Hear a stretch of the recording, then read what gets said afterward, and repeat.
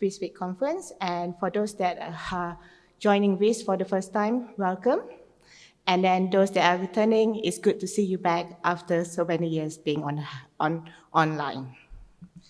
So these are the organizers that actually helped to put together VIS4DH. We have the paper chairs, Florian and Eric, which done an amazing job selecting and reviewing helping to review the paper. We have the provocation and keynote chairs, Lauren and Michael, sorting out the provocation and the keynote speakers. And the websites and the laptops are being done by Xavier and Mark Jean, and we also have local chair. And we also have the steering committee, which helps to steer the future direction of the VIS4DH. So we like to give a very huge thank to the program committee for taking their time and effort for reviewing the paper and helping us to choose and select the best papers for the workshop. So, but also we want to say thank you for everyone who have submitted their papers for VIS4DH and also for joining our workshop. Just in case I forget, is stuff like we're going to actually have a dinner later on. So those who like to actually later join us for dinner, we haven't sorted out the place yet. Do come either talk to me or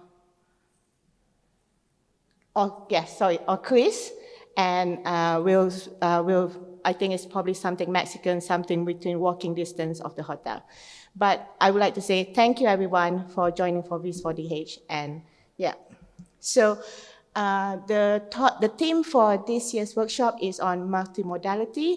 We've been looking at what does modality means across humanities research disciplines, and what do we lose when translating the rich experience between the culture objects. And we are also looking at the potential of the data representation. So the series of the papers that we see here are roughly built around the themes of multimodality.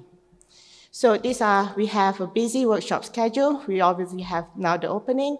Then we have the paper sessions, followed by coffee break. And we have keynotes and lab talk, and then followed by lunch and more keynotes. And we also have a town hall where we will actually look at the future direction for VIS4DH. And then we also have further paper session 2 and lab talk 2. So we have 2 amazing keynotes giving the talk on Varieties of Uncertainty by Mariam Posner and Ed Summers on A Path of Inclusive Visualization.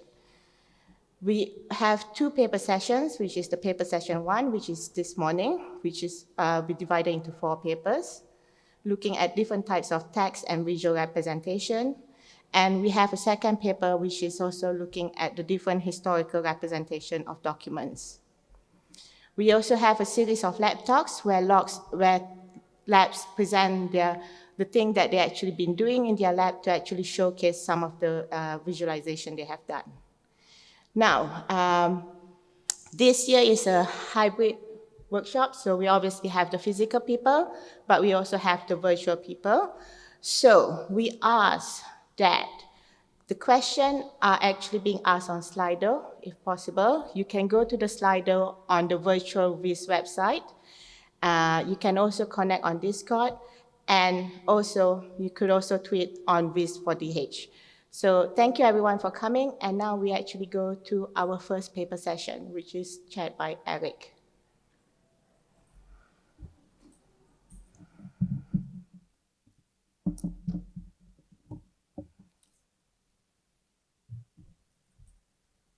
Actually, Right, thank you, Alfie. I'll go for it, Florian. Thank you, Eric. Hello, everyone. As chair of the first paper session, I will just shortly note that we are looking forward to hear from 8 teams today, reflecting on this year's core topic of multimodality from different perspectives, or shedding light on other topics with general relevance for VIS4DH. With 8 papers accepted this year, we will hear 4 in the morning and 4 in the afternoon. And within each session, we have grouped papers pairwise, most of them sharing either topics, methods, or research questions. As such, you can expect to always hear 2 talks in a row and then to reflect on them in a shared Q&A session.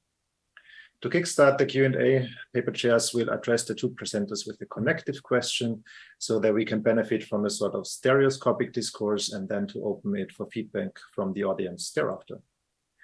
Right, with that, we turn to paper number 1 in the paper cluster of multimodality, and that is the paper Data Feel, exploring visual effects in video games to support sense-making tasks from Hongwei Su and Agnes Forbes. And I kindly ask the tech team to start the video for this one.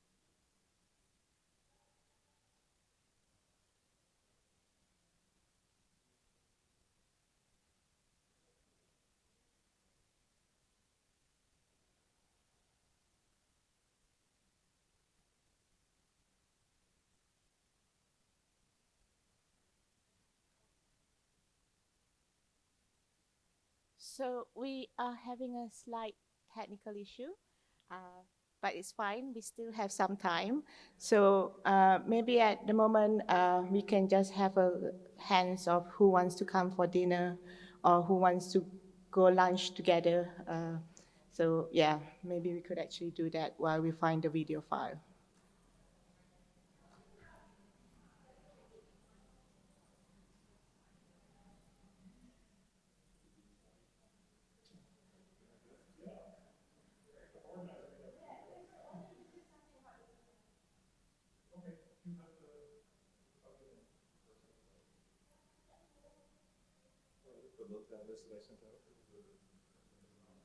Oops.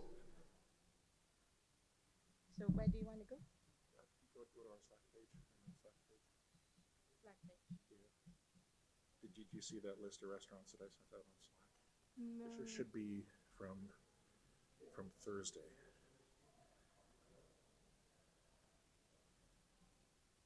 Oh, Yeah, there it this is. Can I just expand that? Yeah.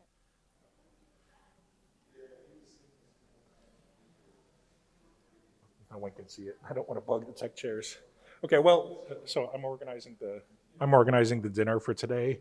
There are a variety of restaurants, a variety of different kinds of cuisines within about a mile or maybe a little bit more.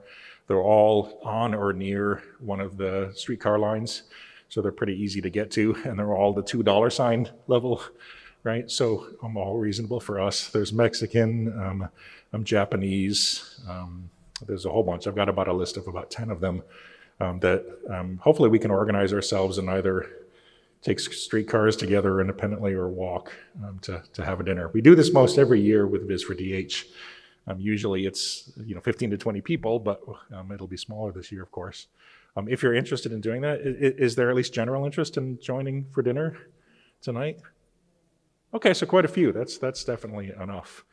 So if you are interested or become interested throughout the day, why don't you just come to me, right? And I'll just write down a list of the people who plan to come.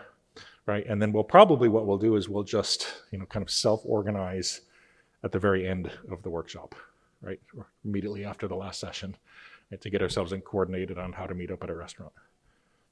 Yeah. We'll try to find some way to share the list of restaurants so you can think about that ahead of time as well.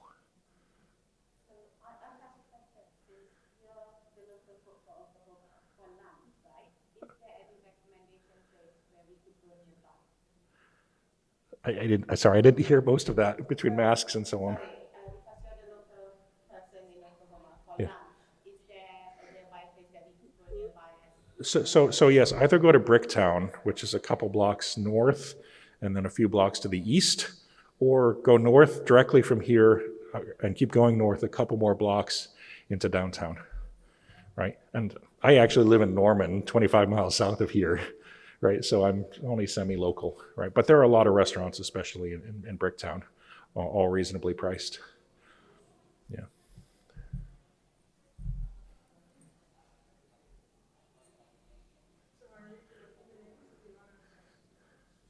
Well, so I was suggesting that just throughout the day, if you're interested in coming, just come up to me at some point, and I'll list everyone out.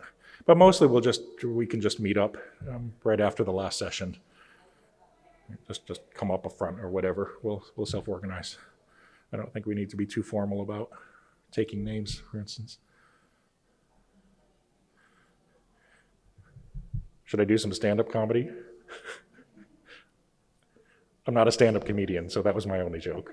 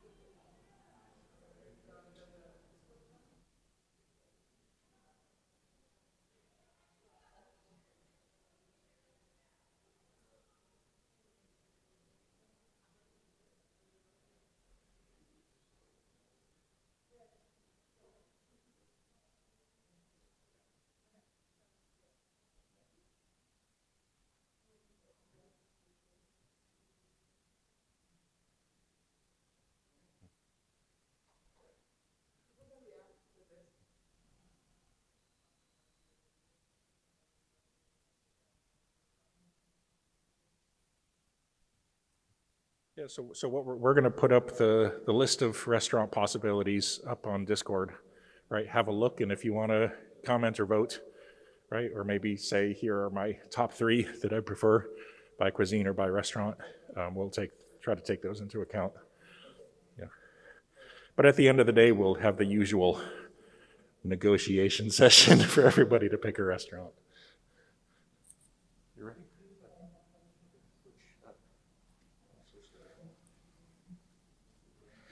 I just put mine on top here.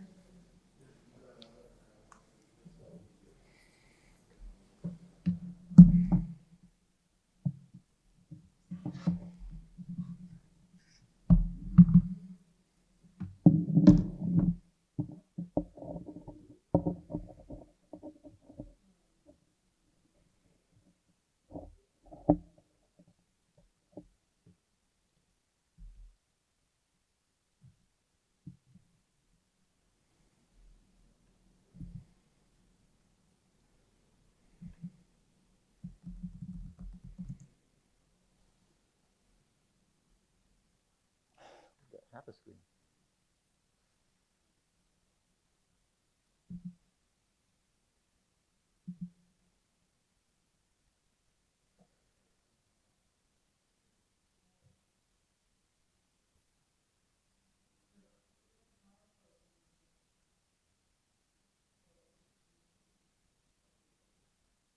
So do you want me to go ahead? Do you want me to go ahead?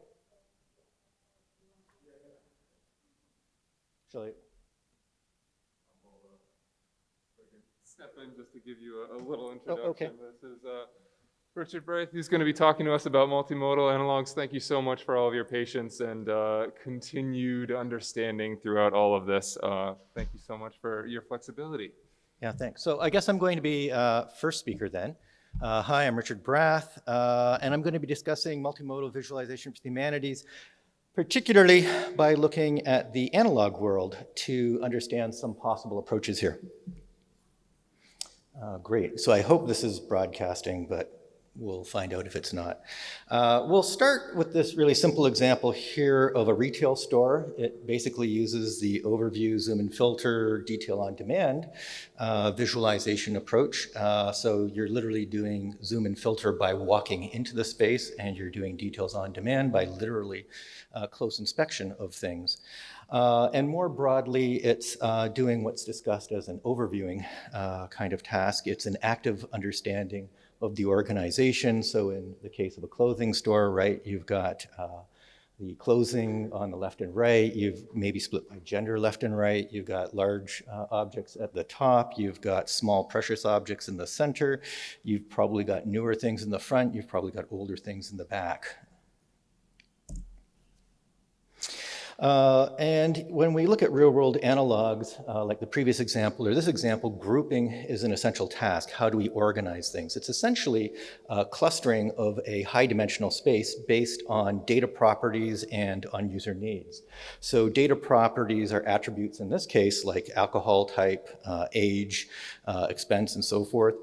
End user needs from the bartender's perspective may include things like spatial memory, visual search, and quick retrieval. For the customer, it's probably overviewing type tasks to understand what's available. Now, when we do that kind of clustering, it's often useful to label things. When we do that clustering in a museum, you can see we've also got this kind of high-dimensional space, and in this case, it's labeled succinctly by 1 word or 2 words, which is really interesting when you try to label clusters. In this case here, you know exactly what you're going to find if you go into a room labeled Chinese sculpture, Bronze Age, or toy soldiers. Another task is related to understanding.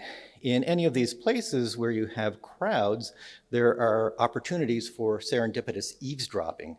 Your opinion can well be informed by other people's interactions, such as their gaze, their proximity, their movement, the sounds that they're making, the movements that they're doing, whether they're using their cameras, whether they're talking in some way, shape, or form.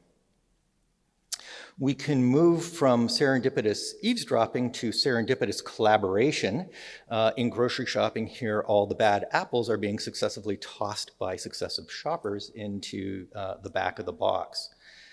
And then further, we can move from serendipity to active collaboration by engaging other people directly in real-world environments, right? Much like all the people who've come to the conference in person here. There's a lot of interaction going on in this photo, right? We've got a saleswoman speaking and verbalizing attributes about the outfit. She's pointing and gesturing at the client to focus the client's attention. She's holding a second outfit. She's keeping the client's attention focused on a narrow scope. The client is interacting with the jacket. She's feeling the texture of the sleeve. And the saleswoman is responding to each of these interactions, right? So there's this rich collaboration happening here. There's a lot of comparison going on. So in terms of a comparison task, it's essential in these high-dimensional analog worlds, and curators can play a very strong role in forcing comparison across particular data vectors, if you will. And in this example, we're looking at an exhibit of mid-century art. And what the curator's done really interestingly here is put indigenous art and mainstream art together. Indigenous art is not being compared to itself in its own separate room. And I really like this particular example because that sculpture in the front is not a Picasso sculpture. That is a sculpture by the indigenous artist Karu Ashevak from Northern Canada. And in the back are painting by contemporary mainstream artists from the same time period. And normally those pieces would not be displayed together in most museums, right? But here you're forced to make the assessment that indigenous forms actually have a lot in common with what's happening in the mainstream at the same time. And like curation, choreography invites this kind of comparison. So we've got symmetry, repetition, deviations. This is a great example of rotational symmetry. It's really fantastic how coordinated the movements are here and how similar you have these. But then you can also start to see some differences, right? There's differences in the dresses. The dresses are all the same color, but they have different shapes and different forms with them. And in real-world environments as well, we can go from beyond that passive to direct manipulation. And that direct manipulation allows for ad hoc comparison, and it can be very experiential as well, right? So how does this blouse look in sunlight? How does it catch the light? How does it look at different angles? What's the texture? How does it drape? How does it stretch? How does it feel? Will it crease? These are all kinds of things that are very difficult to express in digital environments. In like most shopping sites or in most typical representations that we might have. And then we can move further from just comparison to composition, right? And again, this is something that's very difficult to do in a lot of environments. In digital worlds, these things are often different sizes. Each has its own background, each has its own lighting.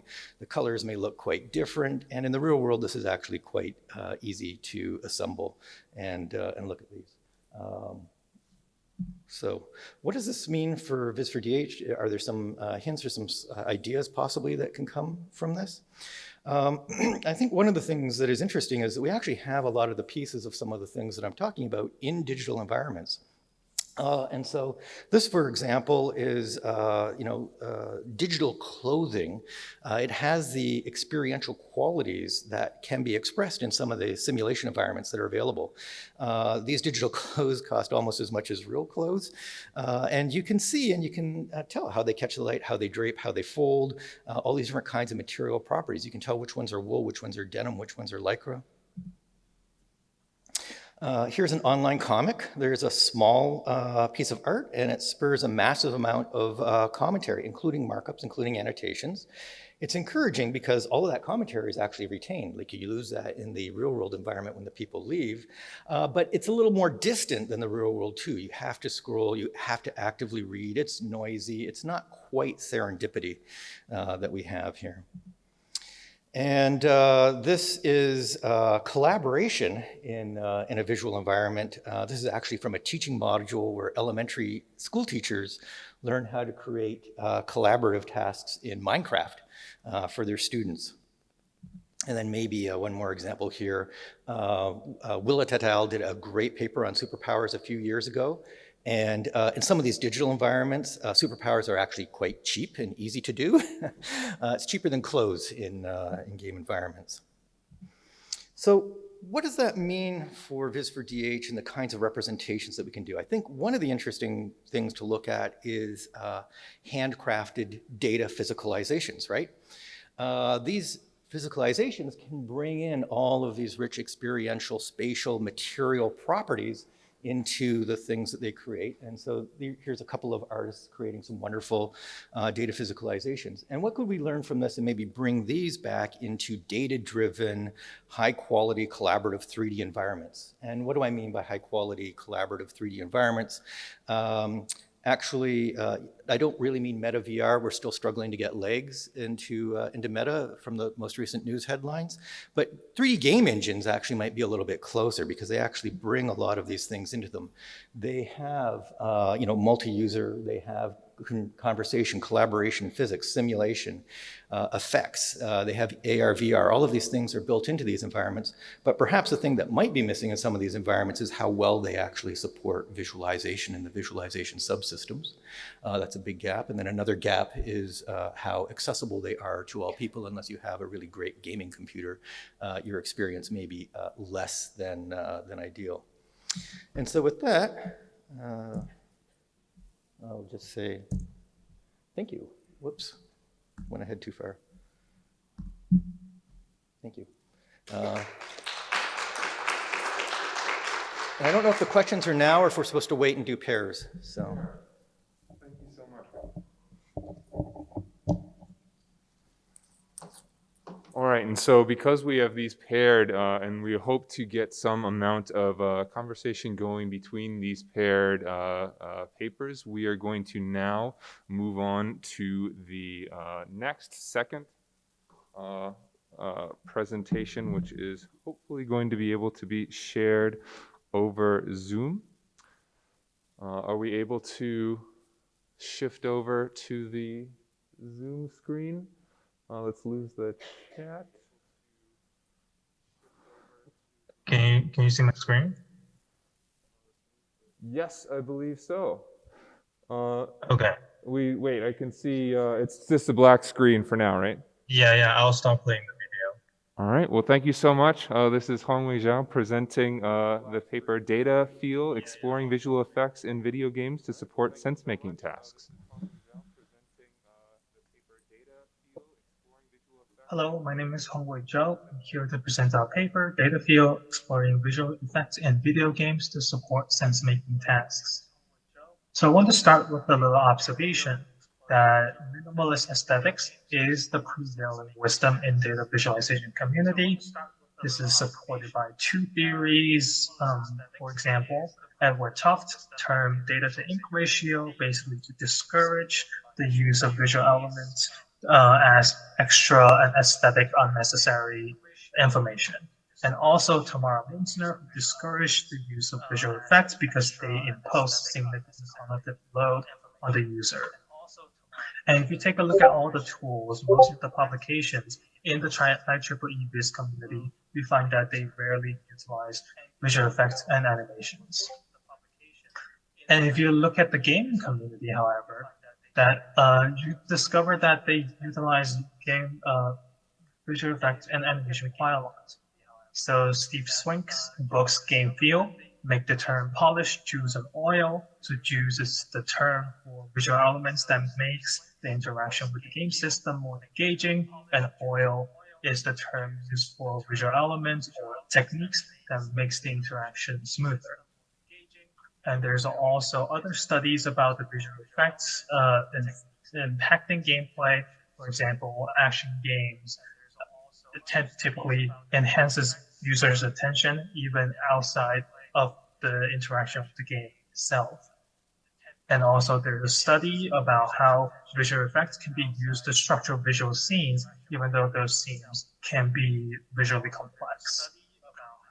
So this paper, we're interested in exploring this tension. So we surveyed video games across genre to find out outside of the aesthetic uses, what can visual effects be used for that can benefit data visualization community. So we identified 3 non-exclusive uses of visual effects in animations. First one is drawing attention, second is representing mechanics, and the third one is signaling events. And we're going to go over each one of them. So the first use we identified is drawing attention, and the most common example is what we call idle animations, which is basically animation being played when the game states and are not changing and the player is not interacting with it. And it's sort of establish a foreground and background relation. And foreground basically tells the player what is actually relevant to the gameplay, and background is more aesthetic, like what is not relevant. So we provide 2 different examples here. So the top example is called Sokoban, which the player moves chemical elements to make chemical substances. So you can see the nitrogen with 3 different electrons spinning, and also there's a corner point in red that is actually pulsing. The corner points is used for like cutting bonds, and those 2 are actually relevant to gameplay. And what you can see is that they have a sort of idle animation that makes them stand out with that. And the bottom example is the strawberry in Celeste, which is something that the player should collect in the level. And you can see that there's a lot of things happening with the strawberry. It goes up and down, it's spinning, and it also has this sort of sparkling that distorts the background around it. And what we found out that one thing interesting about Celeste is that it actually also uses color palettes to actually develop a sort of literacy about the game. You can see on the top is actually early stages of the game where the colors of all the terrains and also the background is actually really earthy and also cold, comparing to the later stage in the game at bottom where the color and the decoration are a lot more vibrant, right? And we do believe that these colors and also visual effects are used as implicit tutorial to make the player internalize what's actually relevant to gameplay and what is not. And after that, the designer is actually free to up the complexity of the visual scene. And the second use we want to talk about is called representing mechanics. So mechanics in game study, one of the most common definitions is entity plus action. So the entity does something, and also the rules. So what happens once something is done? And a visual effect and animation can be used to convey a very specific unit of meaning that tries to tell the player that this specific event happened in the game system.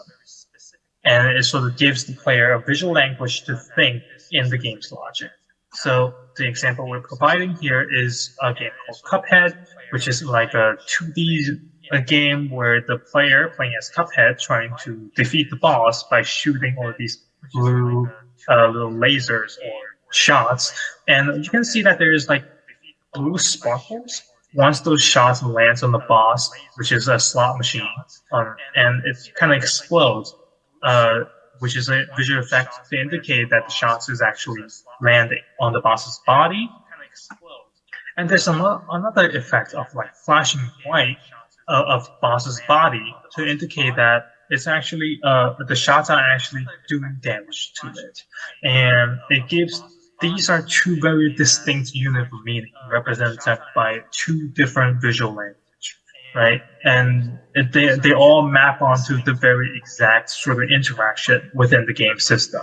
It allows the player to understand whether or not their shot is actually doing damage, because sometimes it does the game system.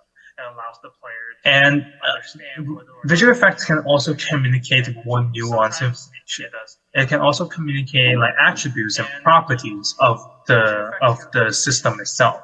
So they're more similar to data encoding in this way. So we're giving two examples. On the top is Celeste again, where the player can actually dash across for short range in space. And you can see that the player is actually leaving trail behind to indicate like the range of the dash.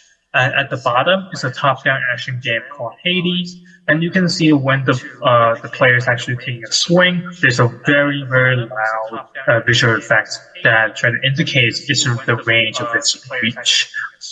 And what we see so interesting here that the visual effect actually allows the player to quickly internalize very nuanced information, like very specific numerical information, like the range and the reach of the weapon. And we do believe that these can be communicated really quickly and also very instinctively allow the player to internalize this information. And the last use we're going to go over is called signaling events. And we sort of break it down to two different categories. One's events in the future, which is telegraphing, warning, and signposting, which are the three common names we use for it. So one example we're providing is in Hades again. So what's happening on the screen here is the enemy taking a swing by holding his hand up, and then the shot actually landing on the player, and the entire screen turns black because the player died. And you can see there's a lot of like telegraphing that not only the enemy's pose indicates that it's going to swing, but its body also flashes with white. Right, so all of these visual effects and animations are telling the player to react to it. And there's also signaling events in the past, which is to give those events more duration, and typically these are used for feedback or certain interactions. And you can see in Sokoban, when the corner point's actually cutting up the ball, it sort of like jumps up a little bit, right? And you can see that without this animation, it can be a little bit confusing of like what's happening. And using this visual effects to give the player a little bit of an indication of the causal relation or the mechanics that is happening in the game is actually very helpful. So these are the three different uses. And so there are a lot more examples in the paper. So we do encourage you to read it, but here are some ending remarks. So this is the beginning of a series of investigations that tries to draw out the commonality and the differences between the design principle in the data visualization community and that of the gaming community. One difference we draw out is the planning versus execution. So planning is more about strategies and long-term reasoning, while execution is more about short-term and quick reaction. And as we can see, for example, visual effects in the signaling event uses, it's used mostly for making the player have react to certain things or events in the future. And that's not very common in data visualization tools unless it has a certain time constraint for user reaction. And the last point we want to touch on is the study of immersion and embodiment.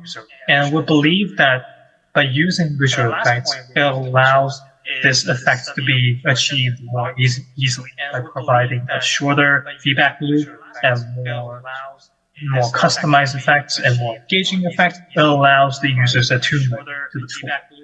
So that's my presentation. Thank you so much. Excellent.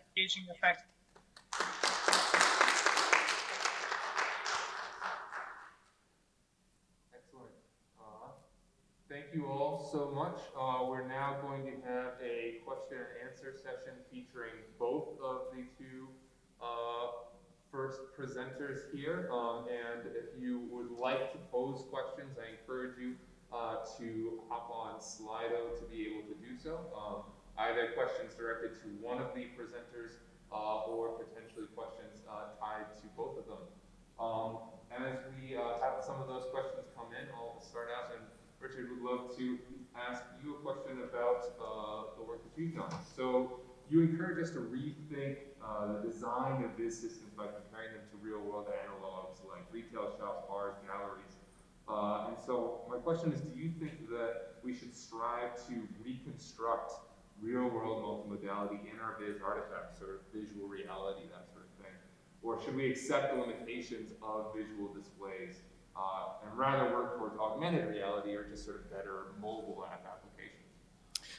So I'm not interested in recreating the analog real-world environment. I think that's a danger, and I think that goes right back into Munzner's, why do 3D type of question. But I do think the toolbox is much bigger and much more valuable, and there's a continuum there, right? At one end, it could be things like, why are we doing pie charts with only colors? Why wouldn't we use like material properties in a pie chart? That would be like the simplest step in the direction I'm talking about. And at the other extreme would be the last presentation of like, look at the great things you can actually indicate and present in a gaming engine. And I really particularly like the previous presenter's example of color, because the use of color there is completely different than any way that we're taught about color in Viz, right? And how a designer in film, right? There's massive amounts of writing on how you do color in film. And, that would be the kind of thing that's, I'm not the real world analog at all. That's highly designed as well. So you want to learn from those things. Excellent, thank you. I have a question about slide. Yes, would it be possible to pass the microphone there? Wow. Hi, Kuno Kurzals from University of Stuttgart. So I think from most of the effects that you presented, I would say these help to react immediately to something happening. So the flashing and everything. In video games, then okay, I would say for application in visualization, if you have live data where you have to react, this could be some helpful means to guide attention to these events. Would you also see some applications for more of these classical offline data analysis problems that we often face? What we could learn from game design that we could apply more or less to our visualization designs? Is that directed to me or to the other presenter? Yes. Either presenter. To whoever wants to answer it. Well, I think, okay, I'll let the other presenter go. Okay, sorry, I don't know if you can see me right now, but yeah, I think that's a good question. That's definitely something that we discovered when we were surveying all the video games, and I think like immediately when you were thinking about like effects that like immediately ask for the user's attention, something that can be useful is just to drawing some attention when the user in the sort of like workflow that that they maybe don't pay attention to certain like elements on the screen, or like certain like things that you can hypothesize about. Maybe the user wasn't paying attention to this. Maybe something is happening underlying the system that you can draw out some sort of like warning or letting them pay attention. So, but yeah, so in terms of like offline, I can think about like several things like specifically if the system like simulation, for example, that have some like real-time elements to them. I think that it would be helpful to make some of the things more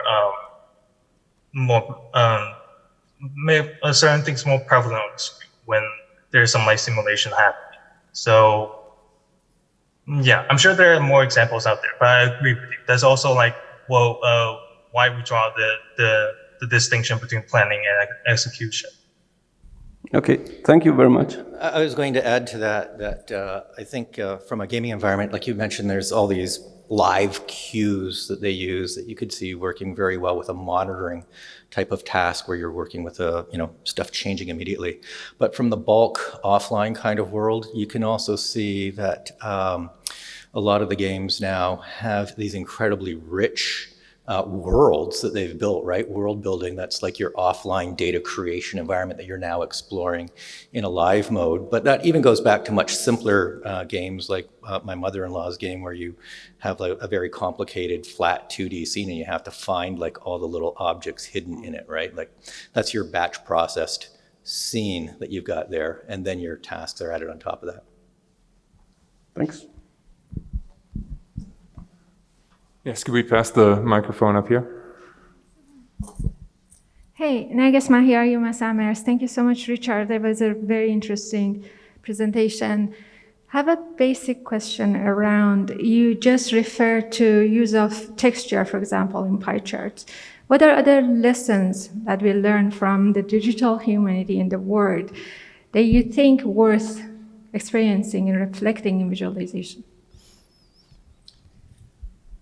Thanks, Narges. I don't know, can you repeat what actually the question is? I'm not sure I fully understand it. What else we learn from the real world that we can reflect in how visualization can be thought of, like can inspire new visualization? Right, so I think the materiality is one aspect, that's an obvious one, but there's also a lot of other things that we have, like the interaction, the gestures. I'm gesturing right now, you're gesturing by nodding your head, right? These are all kinds of great cues that we have. There's the whole audio track that we've got here when you think of movies and color design and some of these other things.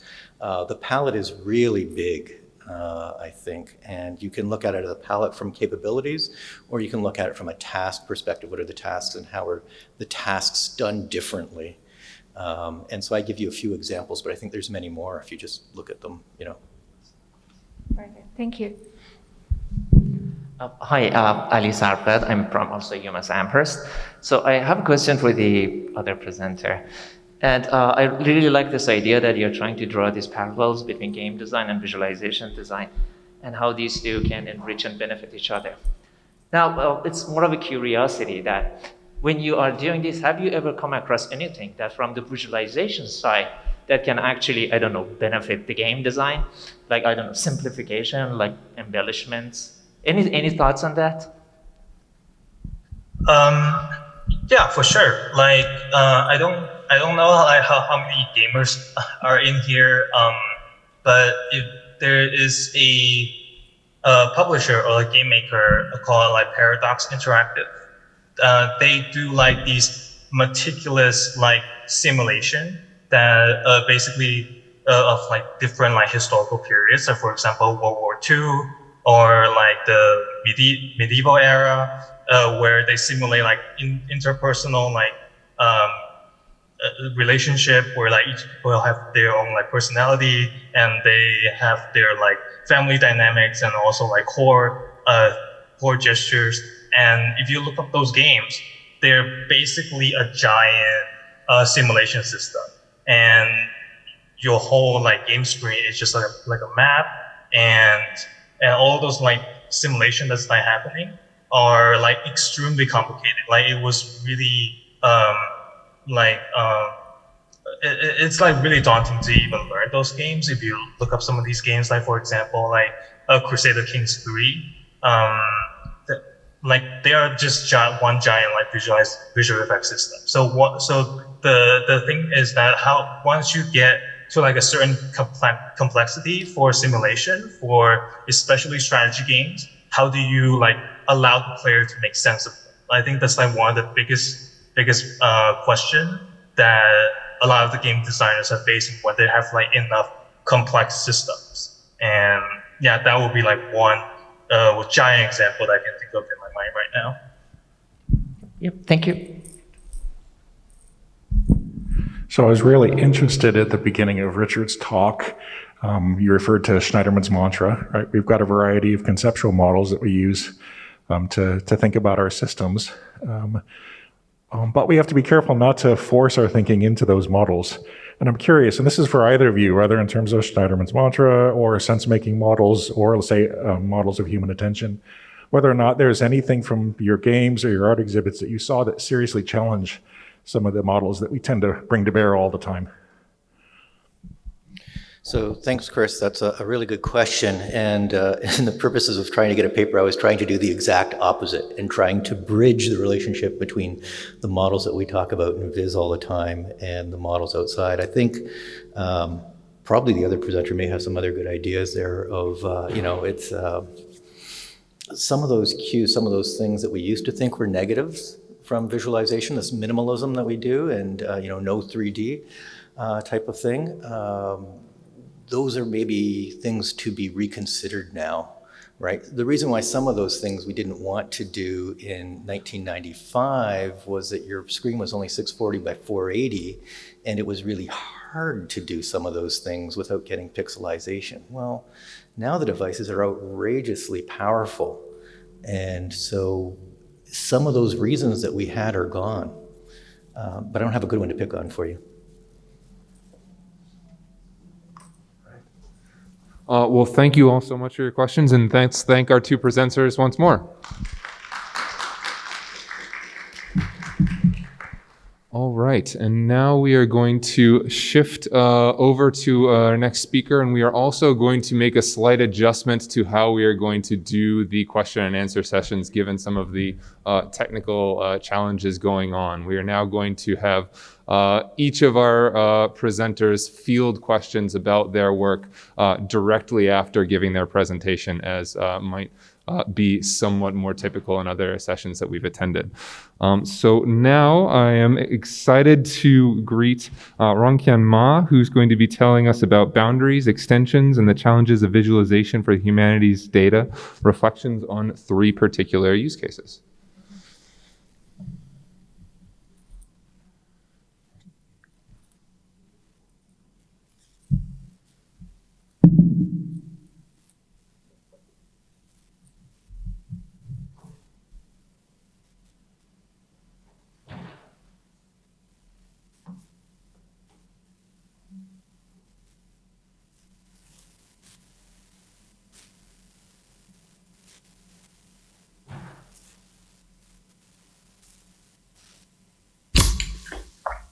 This work has 2 major purposes. Hi everyone, it's my great pleasure to present at the Visualization for Digital Humanities workshop this year. My name is Rongqian Ma. I'm an assistant professor at Indiana University Bloomington. So today my talk is titled Boundaries, Extensions, and Challenges of Visualization for Humanities Data, Reflections on 3 Cases. This work has 2 major purposes. The first purpose is to revisit the connotations of visualization in the context of digital or humanities research by discussing 3 case studies of different developmental stages that also focus on different forms of data. In addition to that, this work also aims to discuss how to implement the principles and ideals of a humanist visualization in real-world projects. And along this line, I aim to discuss 3 major aspects. First, the benefits of different forms of visual representations for different forms of humanities and cultural data. Second, the challenges, constraints, and limitations involved in the visualization practices and process. And finally, to discuss what information is lost in the chosen visual representations forms. And the three major case studies I'm going to talk about in this presentation include Contemporary Chinese Village Gazetteer Data Project, the CCVGD project, which is still an ongoing project at the University of Pittsburgh. In addition to that, I will also discuss the CR10 project and the Chinese marriage documents project, which have been completed a few years ago, but I think they also bring very interesting perspectives on visualization for humanities and cultural data.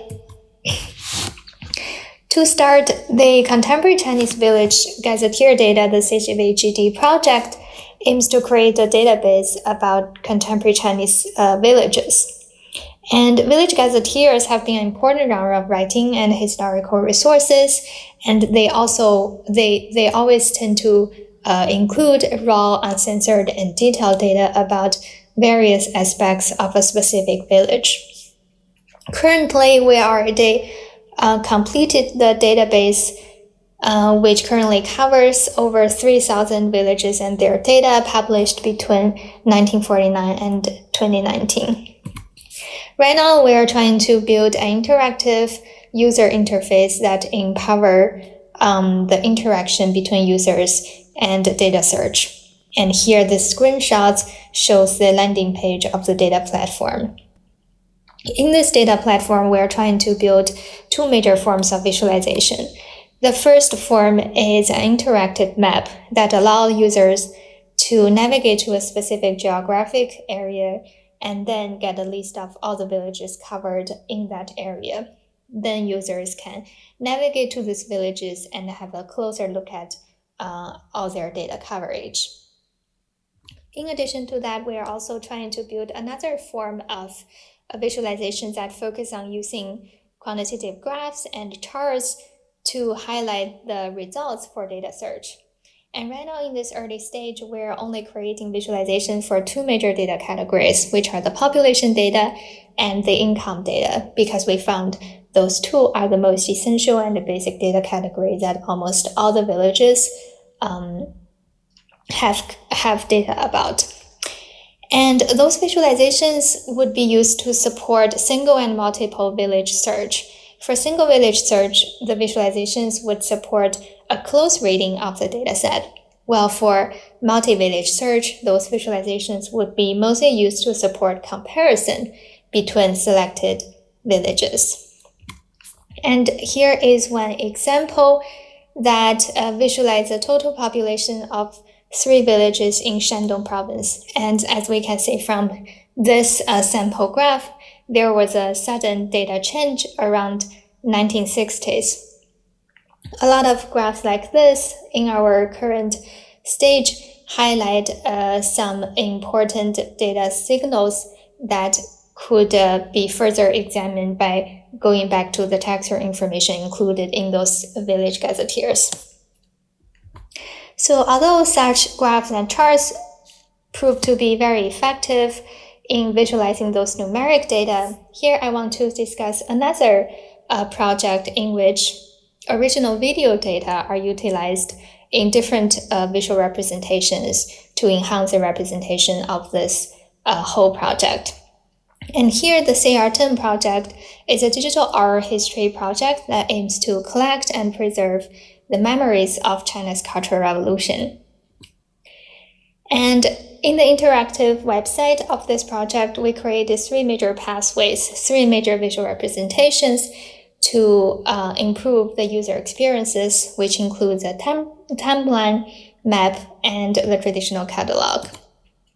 For example, this is a demo of the interactive timeline where users can browse through the whole collection by going with this interactive timeline. And actually, when you browse through the timeline, you will develop a narrative for forgetting out of all the interviews and recordings included in the timeline. And this is actually one major function of this interactive timeline as a powerful visual representation of the data because it creates a narrative out of the data in addition to being a navigational tool. And our user studies for those three pathways also demonstrate that different user groups may prefer different navigational tools, and different visual representations speak to different user groups. For example, the general users without not much knowledge of Cultural Revolution may prefer a traditional catalog representation, although China experts or academic cohorts tend to prefer more complex and flexible representations, such as the timeline and the map. So finally, I would like to further push forward this thinking by bringing this third case. So this third case focuses on a collection of Chinese marriage documents. This is a relatively small collection that only includes 35 marriage documents covering the period of 1909 and 1997. However, this collection includes a variety of marriage records, including, for example, wedding invitations, divorce certificates, or more than marriage certificates. And one major question I want to think about with this case is whether digitization could also function as a form of visualization, although it traditionally, it wouldn't be classified as a form of visualization if we have a narrow definition of visualization. But actually, in a lot of archival collections, digitization and digitized images could be visually a very powerful tool to represent the materials and also to facilitate research and use of the documents. And one thing that we found, even those high-fidelity digitized images could not achieve, is the materiality and the social function of the archives. And these two aspects of the archive, particularly in this case, are information that are lost in this process. And we even explored some alternative options to address this issue, for example, to use VR or to create 3D visualizations. But during the process, we also realized that sometimes they actually implemented visualization options are the products of compromise between visual design and infrastructural support. So as a summary, this short paper, this work, discussed two major aspects. First is that with this three case, it's worthwhile to think about visualization, the connotations and the boundaries of visualizations from a broader view. And this broader view, which includes different visual representation forms, could be beneficial for humanities and cultural data. And the second point is that in real-world projects, usually the implemented visualizations are a compromise between the ideal visual forms and visual design and the infrastructural constraints and the limitations. So in order to develop a real quality visualization for a cultural and humanities data in those projects, how to reach that middle ground, that balance point, would be one of the major aspects to think about. So this is essentially my presentation today. Thank you for listening, and I very much look forward to the feedback and the questions. Thank you.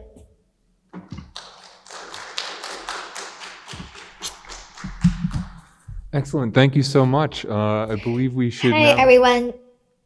Hello, we have you. We can hear you here in Oklahoma City. So we're collecting questions on Slido. If you have any, I encourage you to post them there. I'll start out by asking one question from Slido, which asks, you summarize insights from 3 different projects. Do your learnings on how to extend visualization boundaries converge in any interesting ways or lead into different or distinct directions?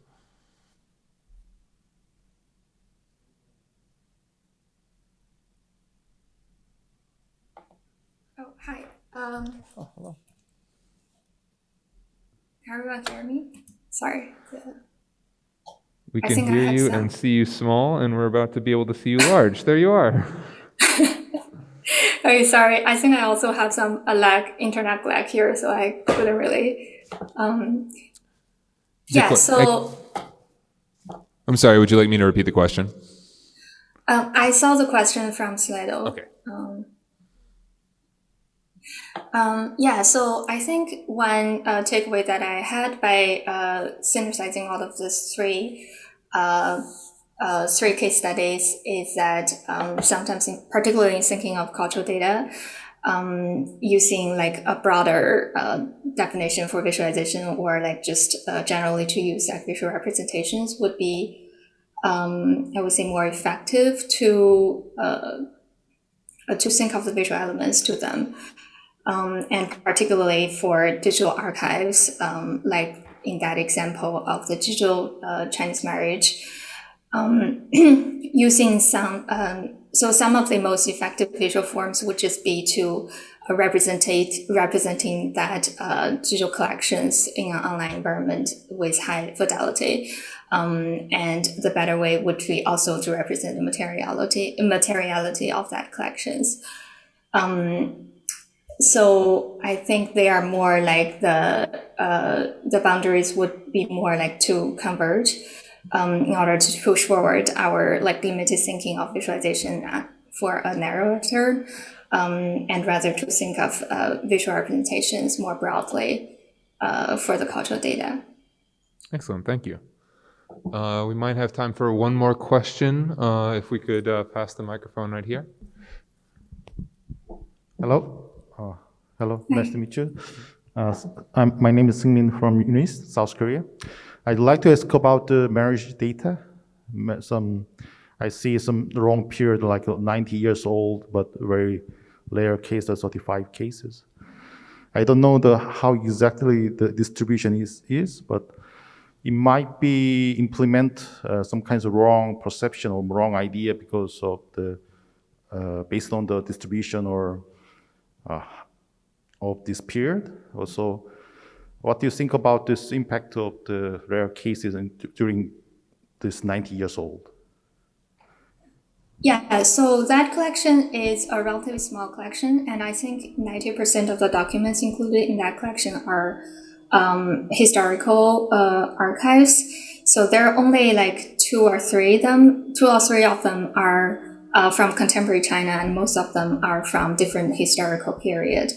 And I think that distribution is solely dependent on the accessibility of the materials that we could get. So all of them were purchased from a southern province in China a few years ago, and it's librarians at the University of Pittsburgh who purchased them from a private collector. So I think that is something that that's limited because of this availability of those materials. And it does mostly represent the marriage forms in the historical period. So based on this, it could be more valuable to people doing historical research within a certain period, not really for people who are interested in doing like contemporary Chinese marriage forms or societies, for example. Thank you. Thank you so much. Let's give our speaker one more round of applause.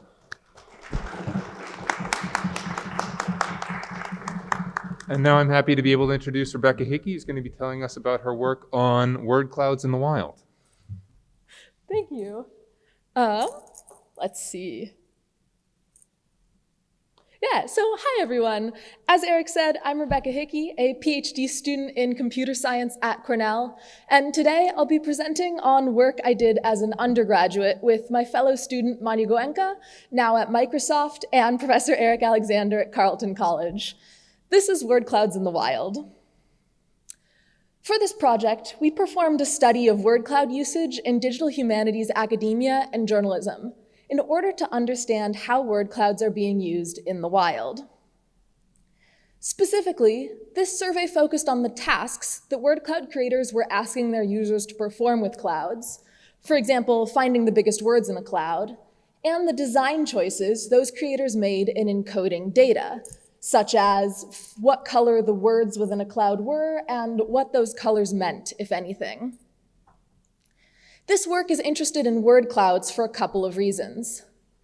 Interestingly, previous visualization research has found that word clouds are difficult to accurately interpret because of several perceptual downsides.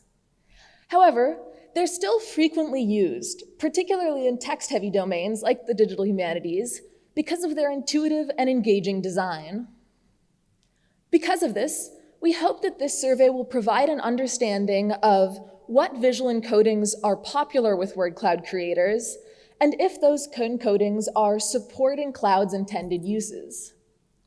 We hope that these results will help to guide future research into word cloud legibility by indicating what encodings are important to study and what tasks we should focus on facilitating. Generally, we also hope that this survey and any future research will allow us to work towards creating guidelines for effective word cloud design, which in turn will allow us to keep using these visually engaging visualizations while ensuring that they're easily interpretable. We performed this survey in 2 phases. In the first, we studied by hand the 5 digital humanities sources listed on this slide for mentions or instances of word clouds and similar figures. During this phase, we also collected terms that were frequently used to refer to word clouds.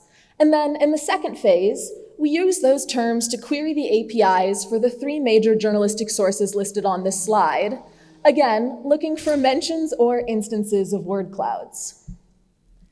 Throughout this data collection process, we used a modified version of grounded theory.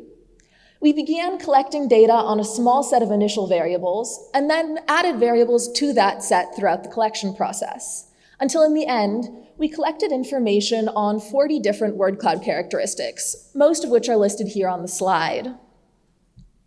During this process, we noticed that some of our variables were very complicated and had many possible values, each of which could be articulated in a variety of ways. In order to standardize our coding and simplify future analysis, we collaboratively designed taxonomies of possible values for these variables. One of the taxonomies we designed was for the purpose of clouds, and we found that there were 3 major purpose categories: analysis, presentation, and enticement. We also designed a taxonomy for the lower-level tasks viewers were asked to perform with clouds, and distinguished between intra-cloud comparisons, or tasks users were asked to perform with one cloud, and inter-cloud comparisons, or tasks in which users were asked to compare data from multiple word clouds. Finally, we created a taxonomy of the different uses for visual encoding channels, and we defined 6 particular uses, including encoding quantitative or qualitative data and highlighting particular terms.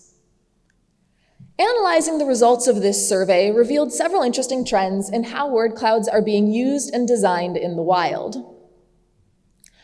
We were interested in how the visual channels were used to encode data, and found that font size was used to encode data in the majority of documents.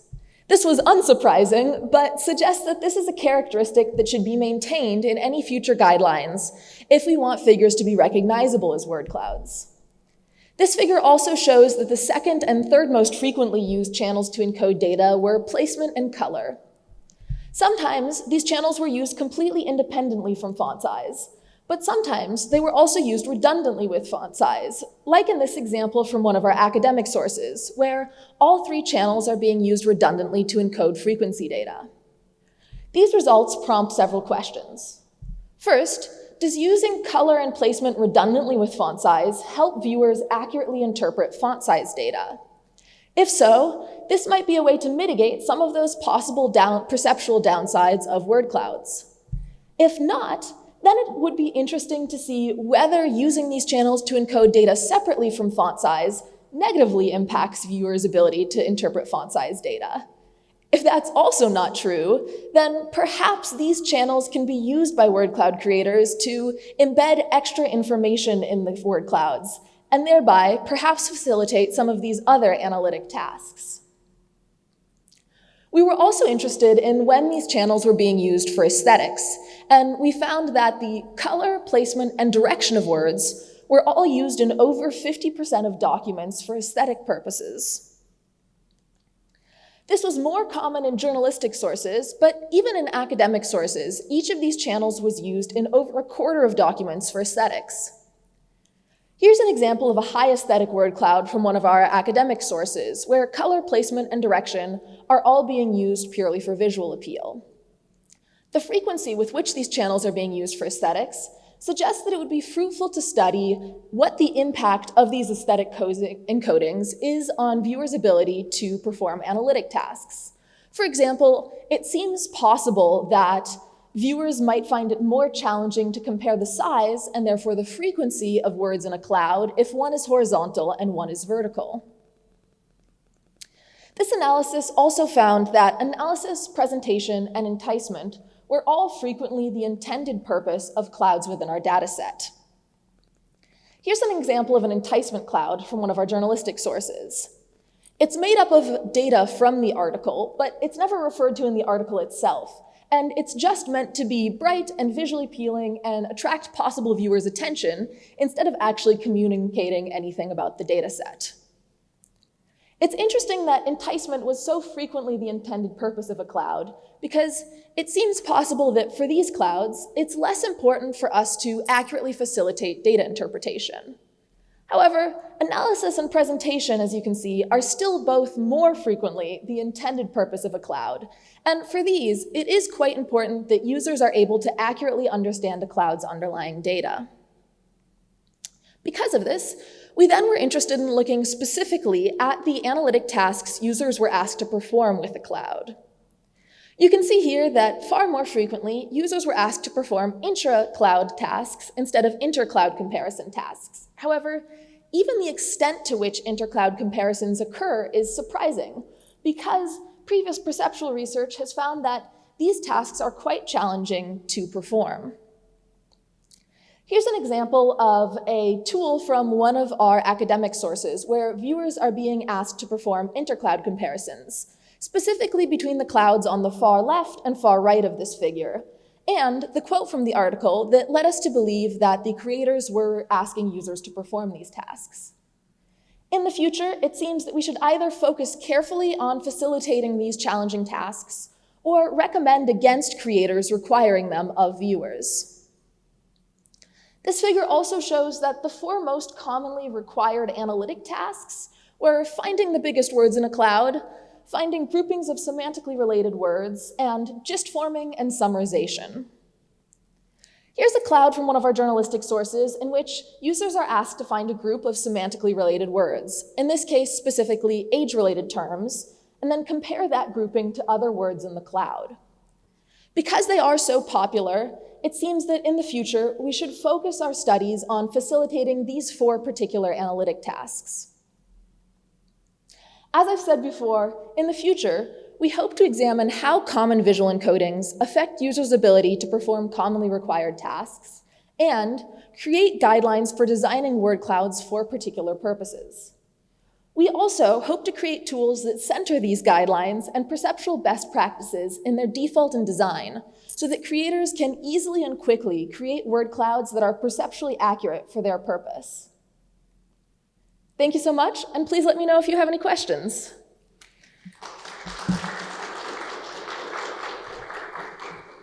Excellent. Thank you so much. Really appreciate that. We have a couple of questions to take on Slido before we're going to open things up. So first off, spatial location is a highly salient and precise channel. So do these results suggest that perhaps the winning move is to take these word clouds and turn them into tables or sorted lists instead, losing their cloudiness along the way? Oh, so that's interesting. I think that one of the value of word clouds as they currently stand is, again, that kind of intuitive aspect. You look at a cloud, you see the words sized by frequency or whatever quantitative data they're encoding, and on some level, you kind of understand what that means intuitively. I think the challenge comes with how accurately we can perform some of these specific tasks, particularly when they become more and more complicated and we're kind of expecting the clouds to perform greater and greater roles. I think instead of completely and this is kind of my subjective opinion, but instead of pivoting away from word cloud forms to something more like tables, I think it might be more valuable to make conscientious use of placement instead of having it random, whether that is kind of using placement to reinforce some frequency data encoding, or previous research by Marty Hurst has shown that you can actually really help facilitate finding semantic groupings of words in a cloud by using placement to separate out those groups of related words. So I think instead of pivoting away from the format, more putting thought into how we're using that channel might be the way to go. All right, so we are at time. I'm going to encourage all of the speakers to stay up here such that anyone who has further questions is able to come and direct them to you during the break. And let's thank our speaker one more time. We will be bringing things back together shortly, and I hope that you all are able to go get some caffeine and re-energize for the next session.